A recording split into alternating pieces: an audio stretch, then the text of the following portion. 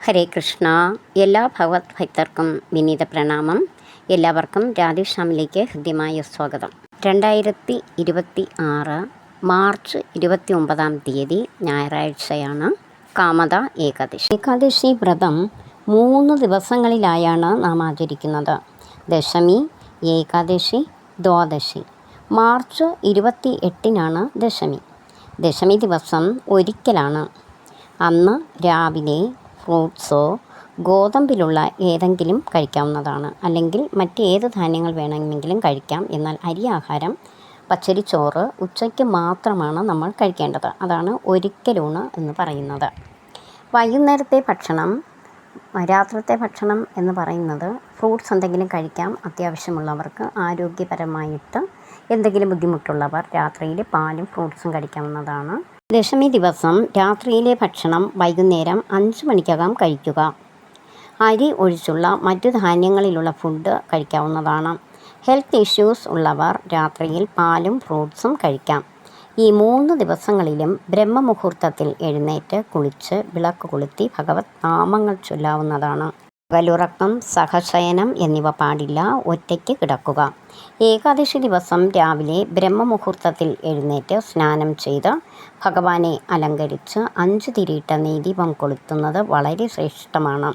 വിഷ്ണു സഹസ്രനാമം, ശ്രീമന്നാരായണീയം, ഭഗവത്ഗീത, ഭാഗവതം എന്നിവ പാരായണം ചെയ്യാവുന്നതാണ്. ഹരേ കൃഷ്ണ മഹാമന്ത്രം 108 പ്രാവശ്യം ജപിക്കുന്നതും വളരെ പുണ്യമാണ്. ഏകാദശി വ്രതം പൂർണ്ണ ഉപവാസമായി എടുക്കാം. അതായത് നിർജ്ജലമായി, ജലം പോലും എടുക്കാതെ. ജലം മാത്രം കുടിച്ചും ഏകാദശി അനുഷ്ഠിക്കാം.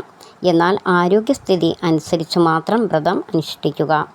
മിതമായി ഏകാദശി വ്രതഭക്ഷണം കഴിച്ചുകൊണ്ട് നമുക്ക് വ്രതം അനുഷ്ഠിക്കാവുന്നതാണ്. ഏകാദശിക്ക് അരി, ഗോതമ്പ്, മറ്റുള്ള ധാന്യങ്ങൾ ഇവ ഒന്നും തന്നെ കഴിക്കുവാൻ പാടില്ല. ചായ, കോഫി, ഉള്ളി, വെളുത്തുള്ളി എന്നിവയും ഏകാദശി ദിവസം കഴിക്കാതിരിക്കുകയാണ് ഏറ്റവും ഉത്തമം. ഏത് ഭക്ഷണവും നമുക്ക് കഴിക്കാതിരിക്കാൻ സാധിക്കുന്നില്ല. വ്രതമാണെങ്കിൽ പോലും ചായ കുടിക്കാതിരിക്കാൻ പറ്റുന്നില്ല, കോഫി കുടിക്കാതിരിക്കാൻ പറ്റുന്നില്ല. അങ്ങനെ വരുമ്പോൾ ഗ്രാജുവലി നമ്മളത് കുറച്ച് കൊണ്ടുവരിക. അതായത് ഏകാദശി വ്രതത്തിൻ്റെ അന്ന് ചായ കുടിക്കണം അല്ലെങ്കിൽ കോഫി കുടിക്കണം എന്നുള്ളവർക്ക് 1/2 ഗ്ലാസ് ചായ എടുക്കുക. അടുത്ത ഏകാദശി വരുമ്പോൾ അതിനേക്കാളും കുറച്ച് എടുക്കുക. അങ്ങനെ പതിയെ പതിയെ നമുക്കത് മാറ്റി നിർത്താവുന്നതാണ്. ആത്മീയ ഉന്നമനത്തിലേക്ക് ശ്രമിക്കുന്നവരാണ് നിങ്ങളെങ്കിൽ തീർച്ചയായിട്ടും സാത്വിക ഭക്ഷണം മാത്രം കഴിക്കുവാൻ ശ്രദ്ധിക്കുക. അങ്ങനെ നമ്മളെ ഡെയിലി റുട്ടീനിൽ നിന്ന് തന്നെ നമുക്ക് ചായ, കോഫി, ഉള്ളി, വെളുത്തുള്ളി എന്നിവയൊക്കെ മാറ്റി വയ്ക്കാനായിട്ട് സാധിക്കും. പിന്നെ നോൺ വെജ് ഫുഡ് കഴിക്കുന്നവരാണെങ്കിൽ തീർച്ചയായിട്ടും നമുക്ക് അത് വെജിറ്റേറിയനിലേക്കും ഗ്രാജുവലി നമുക്ക് വരാനായിട്ട് സാധിക്കും. ഫ്രൂട്ട്സ്, പാല്, പാലുൽപ്പന്നങ്ങൾ, ചൗവരി, വെജിറ്റബിൾസ്, കിഴങ്ങുവർഗ്ഗങ്ങൾ, കപ്പലണ്ടി എന്നിവ കഴിക്കാവുന്നതാണ്. ഈ പറഞ്ഞതെല്ലാം കഴിക്കാമെങ്കിലും എല്ലാം മിതമായി മാത്രം കഴിക്കുവാൻ ശ്രദ്ധിക്കുക. ഉപവാസം എന്നാൽ ഭഗവാനുമായി അടുക്കുക എന്നതാണ് അർത്ഥം. ഭഗവത് നാമങ്ങൾ ജപിച്ച് മിതമായി ഭക്ഷണം കഴിച്ച് വ്രതം അനുഷ്ഠിക്കുക. ഏകാദശി വ്രതത്തിലെ ഏറ്റവും പ്രധാനപ്പെട്ടതാണ് ഹരിവാസര സമയം. ഭഗവാന്റെയും ലക്ഷ്മി ദേവിയുടെയും സാന്നിധ്യം ഏറ്റവും കൂടുതൽ ഭൂമിയിലുള്ള സമയമാണ് ഹരിവാസര സമയം. ഈ സമയത്തുള്ള പ്രാർത്ഥനയ്ക്ക് ഇരട്ടി ഫലമാണ് ലഭിക്കുക. ഹരിവാസര സമയം ആരംഭിക്കുന്നത് ഏകാദശി ദിവസം പുലർച്ചെ 1:26 ആരംഭിച്ച് ഏകാദശി ദിവസം ഉച്ചയ്ക്ക് 1:02 അവസാനിക്കുന്നു. ഏകാദശി ദിവസം രാത്രി ജാഗരണത്തോടു കൂടി, അതായത് ഉറക്കമൊഴിഞ്ഞ വ്രതം അനുഷ്ഠിക്കുന്നത് ഏകാദശി വ്രതത്തിൻ്റെ ഫലം ഇരട്ടിക്കും. ഏകാദശി തിഥി ആരംഭിക്കുന്നത് 2026 മാർച്ച് 28 രാവിലെ 8:45 മുതൽ 29 രാവിലെ 7:46 വരെയാണ്. അതുകൊണ്ട് തന്നെ കൂടുതൽ സമയവും ഏകാദശി ശനിയാഴ്ചയായിരിക്കും. 29 ഞായറാഴ്ച 7:46 ഏകാദശി തിഥി അവസാനിക്കുന്നു. ദ്വാദശി ആരംഭിക്കുന്നു. എല്ലാ ഏകാദശിക്കും ഞാൻ പറയുന്നതാണ്, ദശമി സ്പർശിച്ച ഏകാദശിയാണ് 28 ശനിയാഴ്ച. അതുകൊണ്ട് തന്നെ നമ്മൾ ഏകാദശിയായി ആചരിക്കേണ്ടത് 29 ഞായറാഴ്ചയാണ്. ദശമി സ്പർശിച്ച ഏകാദശി പാപ ഏകാദശിയാണ്. 29-ാം തീയതി രാവിലെ, അതായത് പുലർച്ചെ ഏകാദശി ഉണ്ടായിരുന്നാൽ ആ ഏകാദശിയാണ് നമ്മൾ ഏകാദശിയായി ആചരിക്കേണ്ടത്. ശനിയാഴ്ച പുലർച്ചെ ഏകാദശിയില്ല, ദശമിയാണെന്ന്. 28-ാം തീയതി ദശമിയാണ് രാവിലെ പുലർച്ചയ്ക്ക്. അത് കഴിഞ്ഞ് 8:45 മാത്രമാണ് ഏകാദശി ആരംഭിക്കുന്നത്. അതുകൊണ്ട് നിങ്ങളെല്ലാവരും രാവിലെ ദശമി ഉള്ള ആ സമയത്ത് തന്നെ തുളസിയിലകൾ ഇറുത്ത് വയ്ക്കേണ്ടതാണ്. യാതൊരു കാരണവശാലും ദശമി ദിവസം, അതായത് മാർച്ച് 28-ാം തീയതി 8:45 ശേഷം ആരും തുളസിയിലകൾ പറിക്കരുത്. കാരണം ഏകാദശി തിഥി ആരംഭിച്ചു കഴിയും. ഇനി നമുക്ക് കാമദ ഏകാദശിയുടെ വ്രതകഥ നോക്കാം.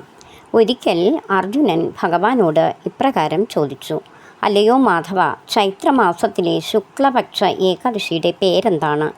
ഈ ഏകാദശിയുടെ വ്രതകഥ എന്താണ്? ഈ ഏകാദശി അനുഷ്ഠിക്കുന്നതിൻ്റെ മാഹാത്മ്യമെന്താണ്? ഇത് കേട്ട ശ്രീകൃഷ്ണ ഭഗവാൻ അർജുനനോട് ഇപ്രകാരം പറഞ്ഞു: വളരെ പണ്ട് ദിലീപൻ എന്ന രാജാവ് വസിഷ്ഠ മഹർഷിയോടും ഇതേ ചോദ്യം ചോദിച്ചിരുന്നു. അപ്പോൾ ആദ്യമായി വസിഷ്ഠ മഹർഷിയാണ് കാമദ ഏകാദശിയുടെ മാഹാത്മ്യത്തെക്കുറിച്ചും വ്രതകഥയെക്കുറിച്ചും ദിലീപൻ എന്ന രാജാവിന് പറഞ്ഞു കൊടുക്കുന്നത്.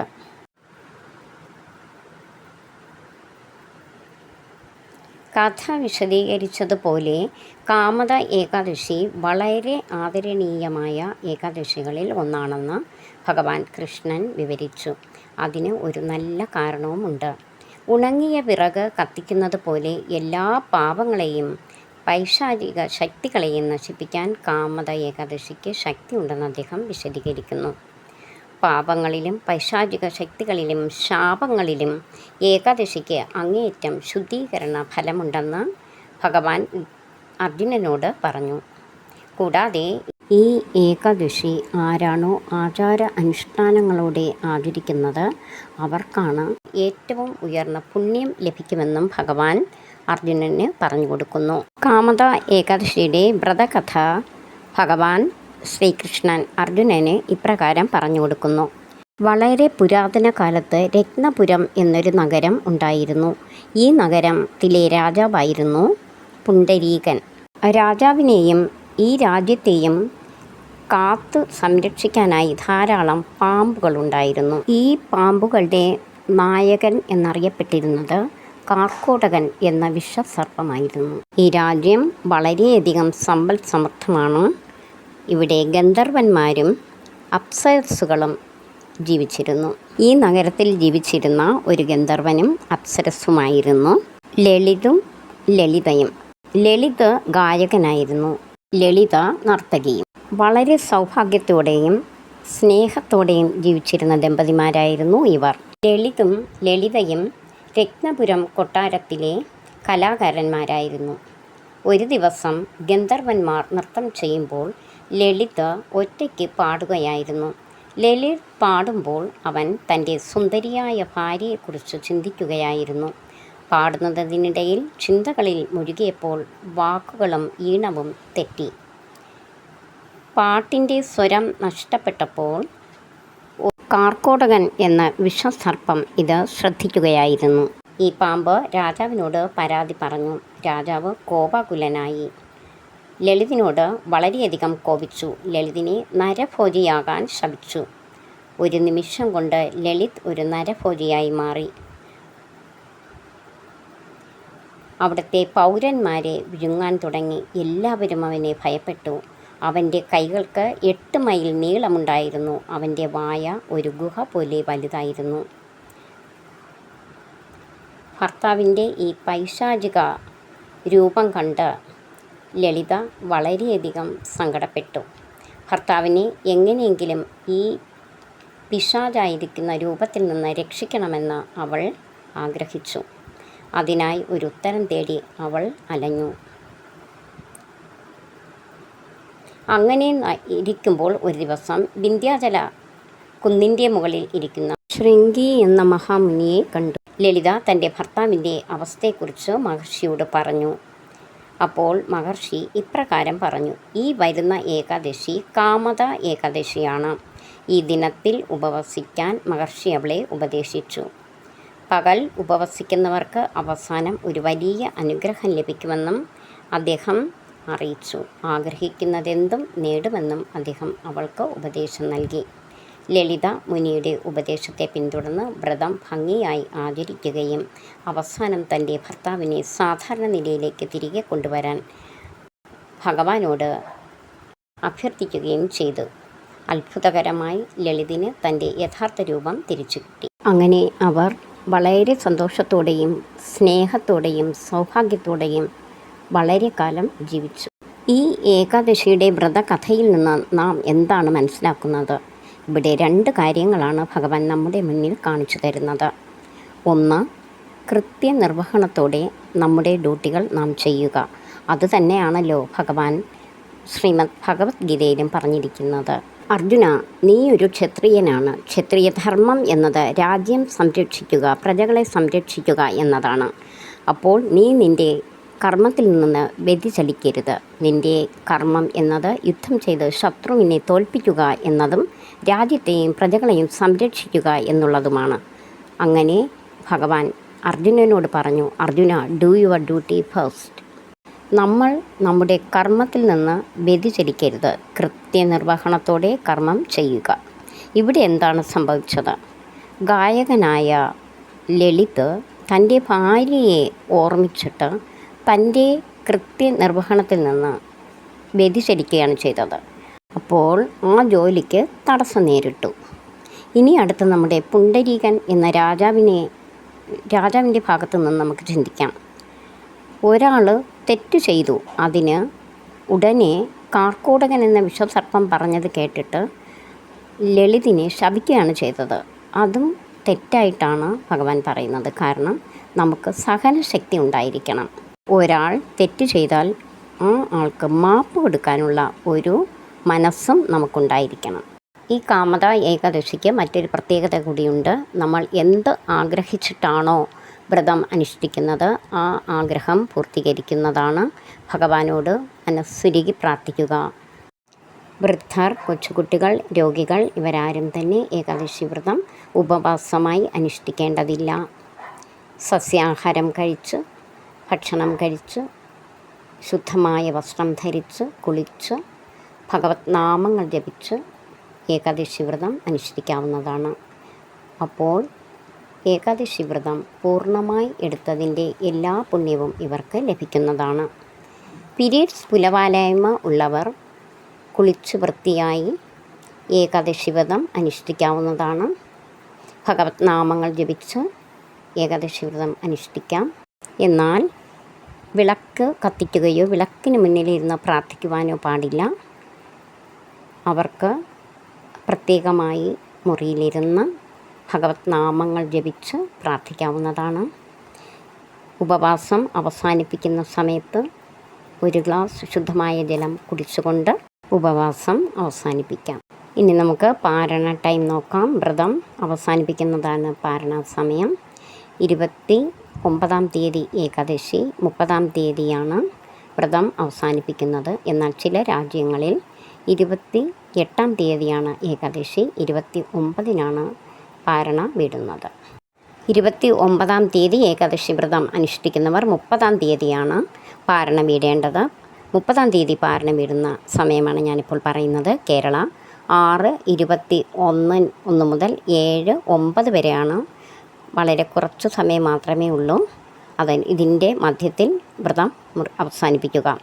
തമിഴ്നാട് 6:07 മുതൽ 7:09 വരെ. കർണാടക 6:17 മുതൽ 7:09 വരെ. ആന്ധ്രാപ്രദേശ് 6:10 മുതൽ 7:09 വരെ. ഒറീസ 5:42 മുതൽ 7:09 വരെ. ഗോവ 6:32 മുതൽ 7:09 വരെ. മുംബൈ 6:34 മുതൽ 7:09 വരെ. ഡൽഹി 6:14 മുതൽ 7:09 വരെ. ഉത്തർപ്രദേശ് 6 മണി മുതൽ 7:09 വരെ. മധ്യപ്രദേശ് 6:15 മുതൽ 7:09 വരെ. ഗുജറാത്ത് 6:44 മുതൽ 7:09 വരെ. ആൻഡമാൻ നിക്കോബാർ ഐലൻഡ്സ് 5:17 മുതൽ 7:09 വരെ. ദുബായ് 6:13 മുതൽ 10:20 വരെ. ബഹ്റൈൻ 5:31 മുതൽ 9:39 വരെ. ഒമാൻ 6:01 മുതൽ 10:08 വരെ. സിംഗപ്പൂർ 7:05 മുതൽ 9:39 വരെ. മലേഷ്യ 7:14 മുതൽ 9:39 വരെ. റഷ്യ 6:06 മുതൽ 10:25 വരെ. ജർമ്മനി 6:46 മുതൽ 11:03 വരെ. ഇനി 28-ാം തീയതി ഏകാദശി ആചരിക്കുന്നവർ 29-നാണ് പാരണവിടേണ്ടത്. അതിൻ്റെ ചില സ്ഥലങ്ങൾ ഞാനിവിടെ പറയാം. സ്കോട്ട്ലൻഡ് US 6:51 മുതൽ 11:10 വരെ. UK മാഞ്ചസ്റ്റർ 9:07 മുതൽ 11:06 വരെ. USA 6:44 മുതൽ 10:54 വരെ. ഓസ്ട്രേലിയ 7:26 മുതൽ 11:22 വരെ. വ്രതം ആചാരാനുഷ്ഠാനങ്ങളോടെ അനുഷ്ഠിച്ച് വ്രതകഥ കേട്ട് പാരണ വീടി വ്രതം ഭഗവാന് സമർപ്പിച്ചിട്ട് നമ്മുടെ ആഗ്രഹം പറയുക. തീർച്ചയായിട്ടും നിങ്ങളുടെ ആഗ്രഹം സബലീകരിക്കുന്നതാണ്. അതോടൊപ്പം തന്നെ ജീവിതാവസാനത്തിൽ മോക്ഷപ്രാപ്തിയാണ് ഫലം. നിങ്ങളെല്ലാവരും കാമത ഏകാദശി എടുക്കുവാൻ ഭഗവാൻ അനുഗ്രഹിക്കട്ടെ എന്ന് ഞാൻ ആത്മാർത്ഥമായി പ്രാർത്ഥിക്കുന്നു. ഹരേ കൃഷ്ണ. എന്തെങ്കിലും സംശയമുണ്ടെങ്കിൽ കമൻറ്റ് ചെയ്യുക, ഞാൻ നിങ്ങൾക്ക് റിപ്ലൈ തരുന്നതാണ്. ഈ ചാനലിൽ ശ്രീമന്നാരായണീയം പഠന ക്ലാസ്സുണ്ട്. ദശകം 3 ശ്ലോകം 8 വരെ ആയിട്ടുണ്ട്. ഇനി 9ഉം 10ഉം ഉടൻ തന്നെ അപ്ലോഡ് ചെയ്യുന്നതാണ്. അത് കഴിഞ്ഞ് 4ാമത്തെ ദശകം ആരംഭിക്കുന്നതാണ്.